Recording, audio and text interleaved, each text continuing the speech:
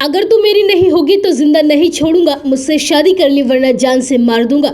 ये धमकी 2 दिन पहले शादी से इनकार करने के बाद प्रेमी ने अपनी प्रेमिका को दी थी और इसके बाद सोमवार को बीच चौराहे पर उसके सिर में गोली मारकर हत्या कर दी। दरअसल मामला उत्तर प्रदेश के जालौन जिले के एट कस्बे से सामने आया है। प्रेमी ने हत्या को उस वक्त अंजाम दिया जब प्रेमिका परीक्षा देकर अपने घर लौट रही थी। सनसनीखेज मामले पर एक्टिव हुई पुलिस ने आरोपी प्रेमी को 6 घंटे के अंदर ही गिरफ्तार कर लिया।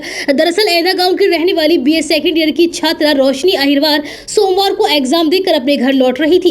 तभी पल्सर बाइक सवार 2 युवकों ने उसे रोक लिया और देखते ही देखते दोनों ने उसके सिर पर तमंचा सटाकर गोली मार दी, जिससे रोशनी की मौके पर ही मौत हो गई। पूरा मर्डर फिल्मी स्टाइल में किया गया। मर्डर की सूचना पर मौके पर भारी संख्या में पुलिस बल जा पहुंचा। परिजनों से बयान लिए गए। रोशनी के परिजनों ने कदौरा थाना क्षेत्र के जमरोही के रहने वाले राज अहिरवार और उसके साथी के खिलाफ हत्या का मुकदमा दर्ज कराया था। पुलिस इन दोनों की तलाश में थी। पुलिस की माने तो राज को एट थाने के सोमई गांव से गिरफ्तार कर लिया गया और इसके बाद उससे पूछताछ की गई।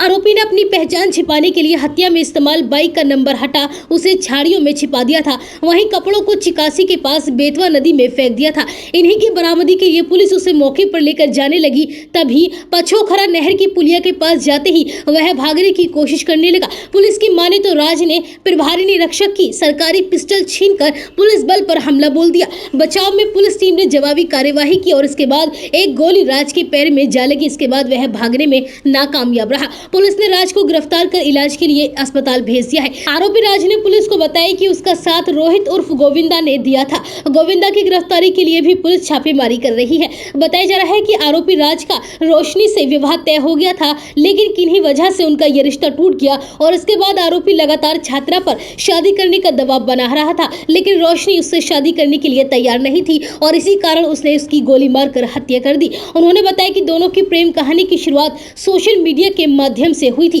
राज ने जिस रोशनी को मारा उसके साथ उसका पिछले 3 साल से अफेयर चल रहा था। रोशनी की मौसी के घर पर दोनों की मुलाकात हुई थी और मुलाकात के बाद दोनों की फोन पर बातें होने लगी और देखते ही देखते दोनों को एक दूसरे से प्रेम हो गया।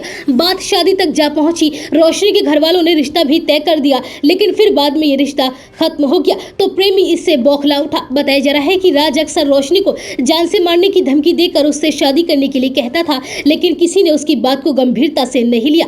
रोशनी के बड़े भाई हरीश कुमार ने बताया कि मेरी बहन की इस तरह से हत्या हो जाएगी, इस बात का उन्हें एहसास नहीं था। पता होता तो वह उसे कभी अकेला नहीं छोड़ता। वहीं पिता ने रोते बिलखते हुए कहा, मेरी बेटी शीरम भी इसी कॉलेज में BA फाइनल ईयर में पढ़ती थी, लेकिन उसकी इन दिनों छुट्टी चल रही है, इसलिए वह कॉलेज नहीं गई थी, वरना मेरी दोनों बेटियां साथ में कॉलेज आती जाती थी।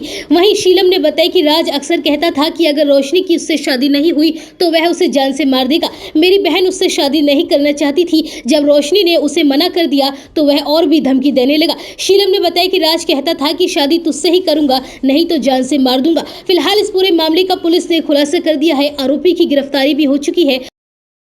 जो लड़की है उसने फिर इससे संबंध विच्छेद कर लिए, जिस कारण से लड़का नाराज हो गया था और लगातार उसे संपर्क करने का प्रयास कर रहा था, लेकिन लड़की ने उससे किसी भी तरह से मना कर दिया।